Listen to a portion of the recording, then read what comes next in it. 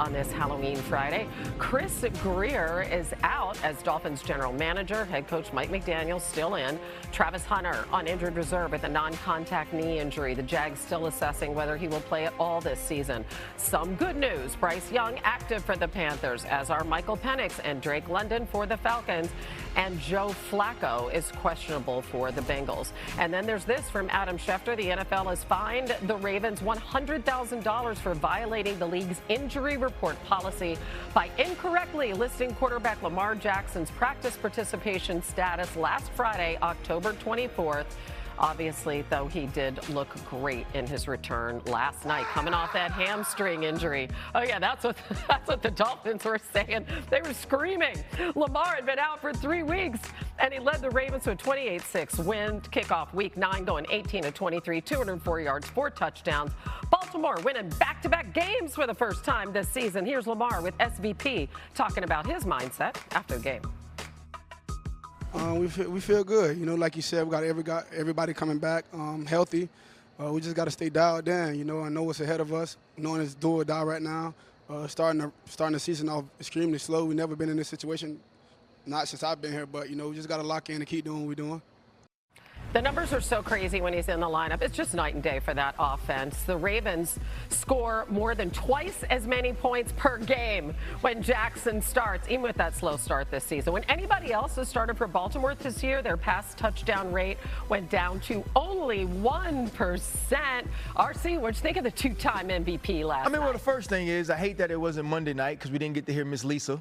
Right? Yeah, that's always the best part about any Lamar Jackson interview post-game. But I think the other thing is Lamar Jackson should sit out and be like, hey, y'all remember when I was on the bench what we look like? Because this team is night and day with him. And what I saw last night was his ability to not only manipulate the pocket, but throw from the pocket. I thought he was so clean on the play action passes in between the numbers and allowing his receivers to catch the football and then have space to run. I also thought that the efficiency of this offense, especially in the red zone, changed so much with Lamar Jackson. His feel in the pocket, the ability to step up and find receivers late in the down. I think it's uncanny, and it's also unmatched by anyone else in the NFL. Now, it is the Miami Dolphins, so you have to temper the expectations or what you saw from him last night, but he looked good, he looked clean, and he also seemed to get better as the game went on, and he got more comfortable.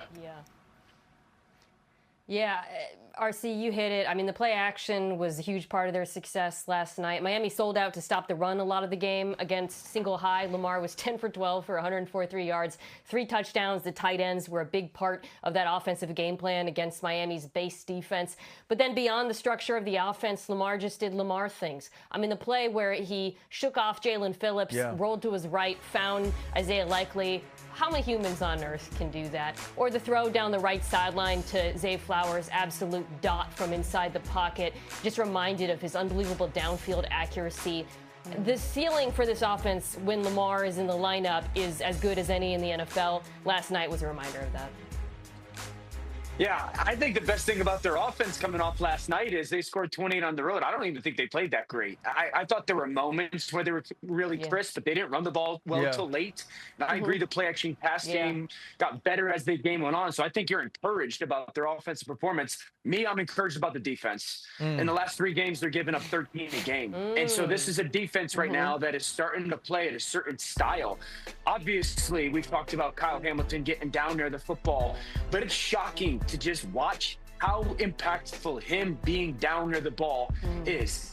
How much better they are in the red zone when he's down near the football because of the space that he closes is such a prominent part of their defense. I also thought this, Malachi Starks was really good in that kind of nickel spot when they can have Kyle down there with Malachi down there. I thought they ran to the football significantly better than they did the start of the season. Yeoman made some plays. So Marlon, much better in coverage, much more consistent in coverage. So, yes, the deep offense I'm encouraged by or improved, but this defense feels like it's trending towards being one of the better units the back half of this season.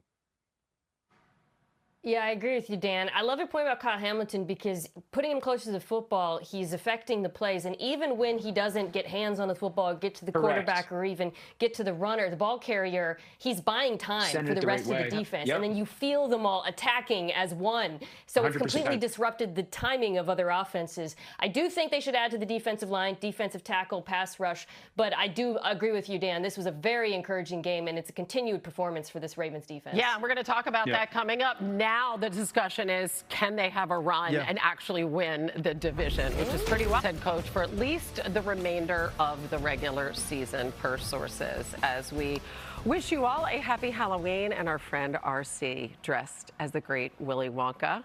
I love it. And he once said, the suspense is terrible. I hope it lasts. That's a Willy Wonka phrase. Yes, ma'am. Suspense is over in Miami. What do you think about the moves they made today? They definitely aren't using pure imagination in Miami right now. You know, this is a struggling organization, an organization that's had players come into its spotlight and play well in Miami, and seen them cast off by Chris Grier. And they've acquired new faces around there that haven't actually panned out to be successful on the field. And now when you look at this team and its lackluster performances, the lackluster effort and execution, there had to be a change. The only reason I can see right now for keeping Mike McDaniel from Stephen Ross is to not put this entire organization in upheaval as you try to assess the players and the staff within this building. The thing for me is this.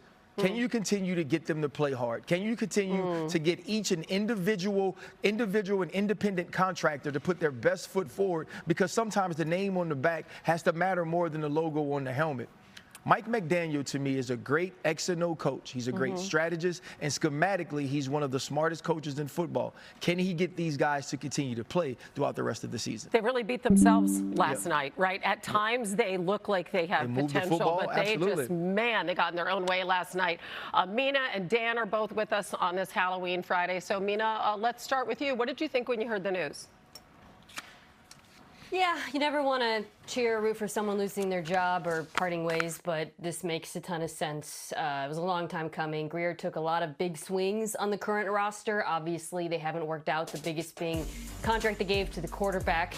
Get to that in a second. Draft classes have been very mixed. Feels like they haven't been able to fix their offensive line for, honestly, you guys know NFL Live. How long have I been talking about it? 6 years plus? So it definitely makes sense that it was his time to go. It's going to be a tough situation for whoever, by the way, takes this job.